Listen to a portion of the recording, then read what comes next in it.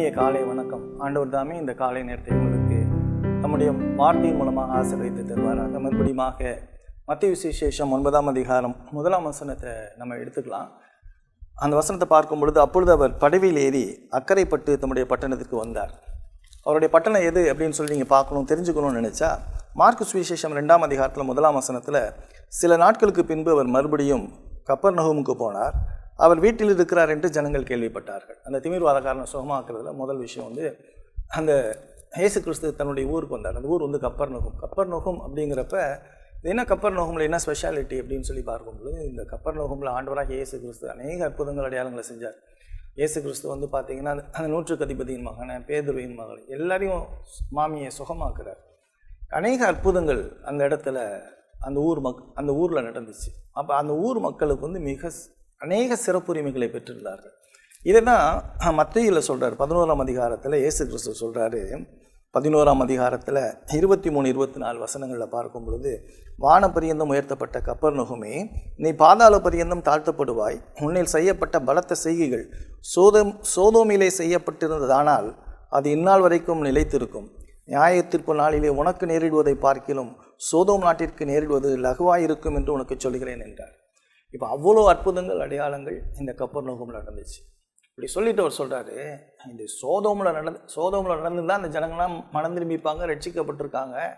ஆனால் கடைசி நாட்களில் சோதோமுக்கு நடக்கிறது லகுவாக இருக்கும், உனக்கு நடக்கிறது ரொம்ப மோசமாக இருக்கும் அப்படிங்கிறார்.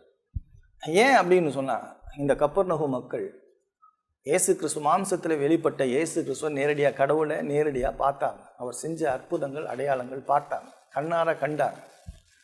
ஆனால் இவ்வளோ சிறப்புரிமையை பெற்றிருந்தும் அந்த ஜனங்கள் என்ன செய்யலை? மனம் திரும்பலை, ரட்சிக்கப்படலை, இயேசு கிறிஸ்துவ விசுவாசிக்கலை. ஆவிக்குரிய நிலைமையில் ரொம்ப மோசமான ஒரு பின்னடைவு நிறைந்த ஒரு நிலைக்குள்ளாக அவங்க போயிட்டாங்க. இதே இது நீங்கள் பார்த்தீங்கன்னா, சோதோமில் லோத்தோடைய மனைவி அங்கே இருந்தாங்க, பிள்ளைகளோட கூட இருந்தாங்க. அந்த நாட்களில் வேதம் கிடையாது, போதகர் கிடையாது, திருச்சபை கிடையாது. லோத்தோடைய மனைவிக்கும் லோத்துக்கும் கிடைச்ச மிகப்பெரிய உன்னதமான ஆசீர்வாதம் என்ன அப்படின்னு சொன்னால், ஆபிரகாம் ஊர் என்கிற கல்தேய பட்டணத்துலேருந்து அழைக்கிறப்ப அவங்க கூட இருந்தாங்க.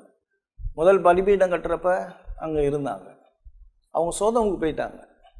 சோதோம் போன பிற்பாடு கூட இந்த ஆபிரகாம் அவங்களுக்காக ஜெபிச்சான். அதையும் தாண்டி தூதர்கள் போகிறாங்க, அவங்க வீட்டில் தங்கியிருக்கிறாங்க. ராத்திரி அவங்கள்ட்ட சொல்கிறாங்க, ஊரை விட்டு கிளம்பு, அழிக்க போகிறார் அப்படின்னு சொல்லி சொல்கிறாங்க. கேட்கல, கையை பிடிச்சி வெளியே இழுத்து விட்றாங்க. ஓடிப்போ, பின்னிட்டு பாராதே அப்படின்னு சொல்லி நிறைய சிறப்புரிமைகள் லோத்தோடைய மனைவிக்கு கிடைச்சிருச்சு. லோத்தை குறித்து பார்க்கும்போது லோத்து நீதிமான்னு வேதம் சொல்லுது. அவனுடைய மனைவி இவ்வளோ ஆசீர்வாதங்களை பெற்றிருந்தும் அவளுக்கு என்ன கிடைக்கல அப்படின்னு சொன்னால், மனம் திரும்புதல் கிடைக்கல. அவள் என்ன பாவம் செஞ்சா, விபச்சாரம் செஞ்சால, அதெல்லாம் வேதத்தில் சொல்லப்படலை. என்ன செஞ்சாங்க? அவள் பின்னிட்டு பார்த்தான்னு சொல்லுது. கடவுளுடைய வார்த்தையை நம்பலைன்னு சொல்லுது. இன்றைக்கி கூட அநேகர் கிறிஸ்தவர்கள் ரொம்ப பாரத்தோடு பேசக்கூடிய ஒரு காரியம், நிறைய கிறிஸ்தவர்கள் திருச்சபைக்கு போகிறாங்க, வாரந்தோறும் போகிறாங்க, பிரசங்கங்களை கேட்குறாங்க. நிறைய பேருக்கு நல்ல ஆவிக்குரிய பெற்றோர்கள் இருக்கிறாங்க, விபிஎஸ் சண்டே ஸ்கூல் போகிறாங்க, நிறைய மீட்டிங்ஸ் போகிறாங்க, கையில் வேதம் இருக்குது.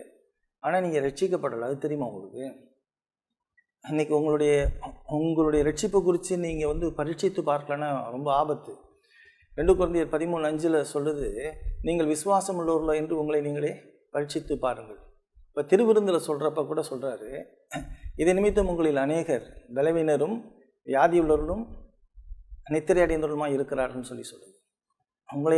உங்களை நீங்களே நிதானித்து பாருங்கள் அப்படின்னு சொல்லுது. நிதானித்து பார்க்கலன்னா ஆபத்தை சொல்லுது. வேறுங்களேன், போதகர்லாம் இதுக்கு பொறுப்பு கிடையாது. ஒவ்வொரு மனுஷனும், ஒவ்வொரு தனி மனிதனும் நான் ரட்சிக்கப்பட்டிருக்கேனா அப்படிங்கிறத நீங்கள் யோசித்து பார்க்கணும். கடவுள் உங்களுக்கு கொடுக்கப்பட்ட சிறப்புரிமைகளை நீங்கள் யோசித்து பார்க்கணும்.